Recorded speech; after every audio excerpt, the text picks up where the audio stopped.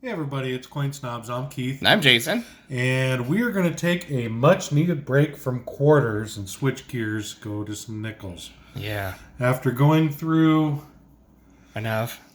3 3/4 boxes of quarters from our vending machine friend, let's do some nickels. Just see what we got in this here box here. Alright.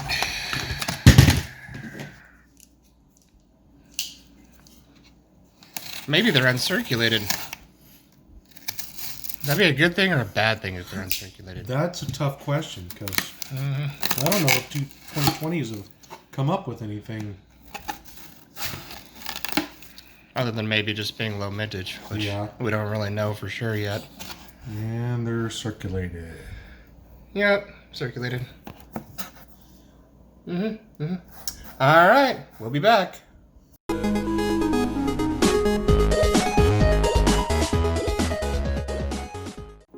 Let's start off with foreign coins and then go, hopefully, in chronological order. We'll see. First off, let's see, what is this guy right here? Bermuda.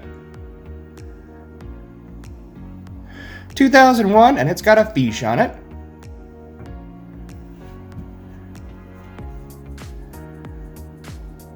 Mexico, 2010.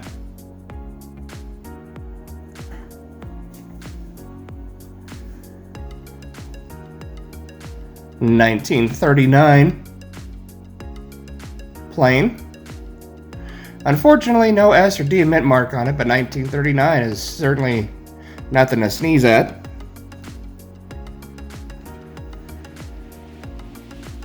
$1941.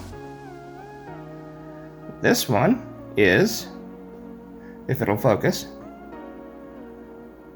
Come on now, you can do it. An S.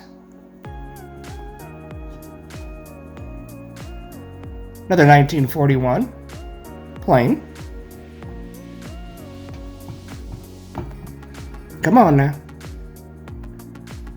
Another 1941. Another S.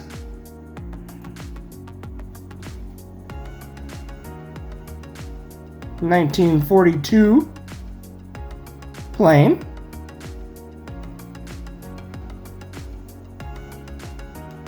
$47. Denver.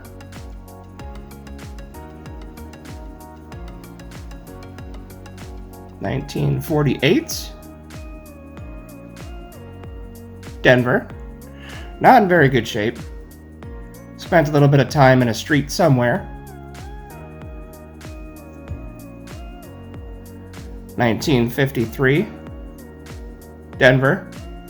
With something nasty on it, but whatever. I'm sure we've come in contact with lots of things we wouldn't want to know about. Coin roll hunting. Should we wear gloves? Yes. Do we? No. 1949S. There is why I said hopefully in chronological order.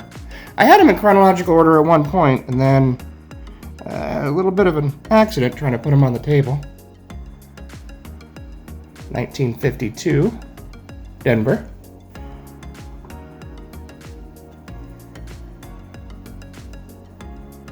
1953. Denver.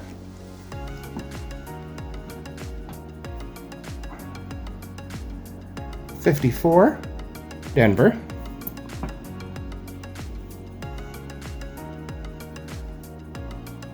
53. Yep, there we go again. S, though. So I guess that makes up for it not being in chronological order. I promise, though, at one point they were.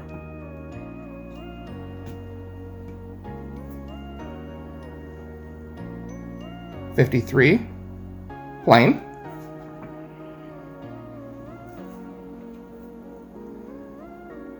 $54. Denver.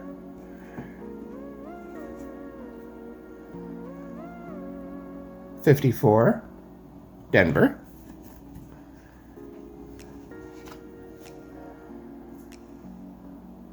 $56. Denver.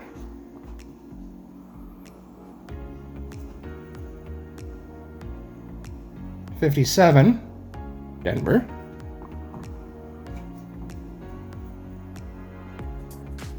$57. Denver. Surprise.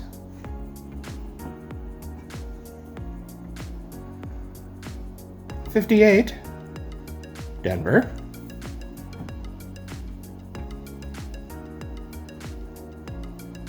59, Denver. 59, Denver. And again, me and Keith keep anything 1959 and prior, unless it's a really nice mint state coin, or of course errors, varieties, things like that. Which brings us to this coin right here. 1976, Denver. Again, nothing special about it other than it's a really nice mint state coin.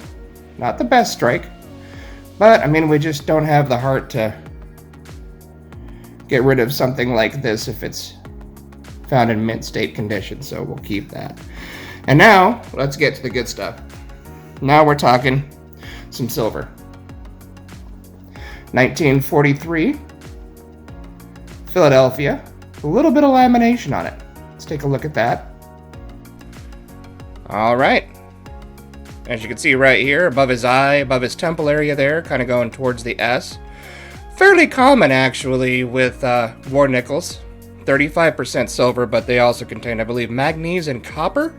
And the alloy had seemed to have a pretty bad problem with this lamination. A little bit right here, actually, too, going through his collar and through his ponytail.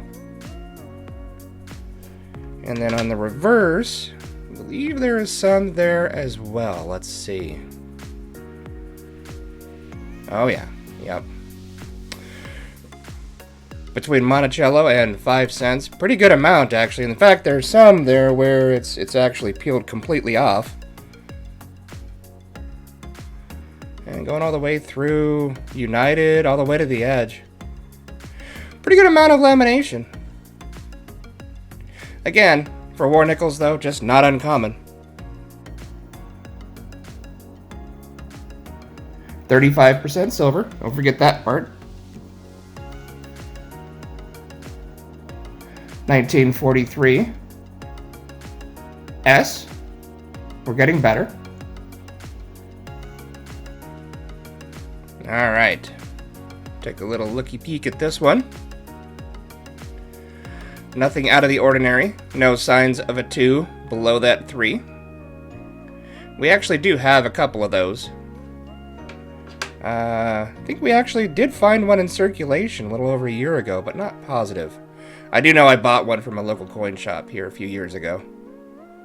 Nice big S above Monticello, to denote the fact that this one does contain silver. And again, war nickels, latter half of 1942, which there would be the 1942 Type 2, all the way through 1945. Qualifies as these 35% silver war nickels. All of these coins have been scoped by the time we do the overviews.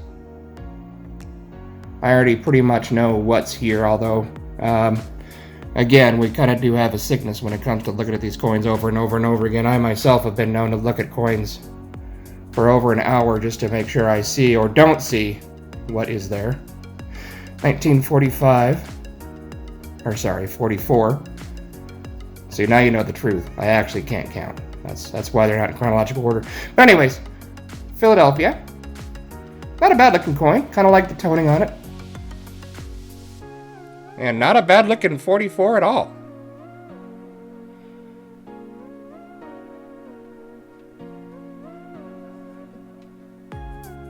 Certainly better than most of the ones that we find in circulation. Fairly well struck. Still see quite a few of the pillars in Monticello. So not too circulated. And P for Philadelphia. And then we got this guy right here. Finally, after probably over a year of hunting nickels, we got another Buffalo nickel. It is a plain, and when we got it out of the roll, it had no date. That's why you can kind of see there's a little bit of off color right there. We used Nicodate to find out that this is actually a 1919, which is kind of a segue into one of our future videos, because I know a lot of people have done different videos for how they'd use the Nicodate and stuff like that to reveal dates on Buffalo nickels and other nickels, but kind of wanted to do our own. And I've got a bunch of buffalo nickels that have 0 date, so we're going to go through that and see what the ins and outs and ups and downs of using Nicodate is. Because, of course, once you use Nicodate, it's technically a damaged coin. However, it could reveal some pretty cool things because people see that there's no date on it and just assume that it's not worth anything. You know, finding one of these pop up in a coin roll just never ever gets old. I mean, is it worth a ton of money? Of course not, but it's all about the hunt. I mean, this is a 101, almost 102-year-old coin, as you can see here. You can kind of make out the 1919. Again, it was dateless before we put the Nicodate on there. And you could see right around it where the Nicodate sat to remove the top layer of that nickel and reveal the date once more. Again, technically it's a damaged coin, but it is always cool to find that, find the date on there. Otherwise, it was just dateless buffalo anyway, so it's not like we ruined anything, you know, super valuable to begin with. Very well circulated, and no mint mark. I kind of sound like I'm downplaying it, but I mean, it's still a buffalo nickel found in circulation. So there you go, guys. There is our nickel hunt. If you guys haven't subscribed yet, please do so. Best way to help out the channel. And of course, it's totally free. If you want to get notifications every time we post something new on the channel, go ahead and tick the bell. If you like the video, give her a thumbs up. Until next time, love you all. God bless. We'll see you soon, and stay safe.